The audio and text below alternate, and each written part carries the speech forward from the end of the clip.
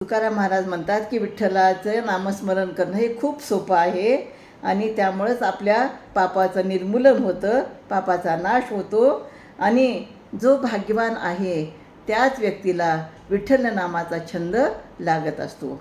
विठ्ठल विठ्ठल मंत्र सोपा करी पापा निर्मूळ. तर विठ्ठल हा मंत्र खूप सोपा आहे आणि यामुळे सर्व पापांचे निर्मूलन होते, सर्व पाप नष्ट होते आणि वासनेसह सर्व पापाची निवृत्तीसुद्धा होते. भाग्यवंता घरे मनी कोड कानी ऐकती.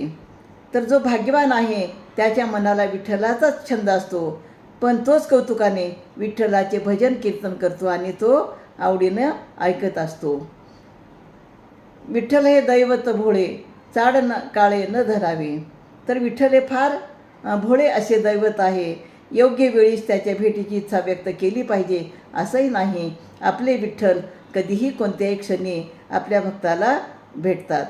तुका म्हणे भलते याती विठ्ठल चित्ती ते धन्य. तर तुकाराम महाराज म्हणतात की ज्याच्या चित्तामध्ये मनामध्ये विठ्ठल आहे तो कोणत्याही जातीचा जरी असला तरी तो धन्यच आहे. त्याच्यावर ईश्वराची कृपाच आहे. रामकृष्ण हरी.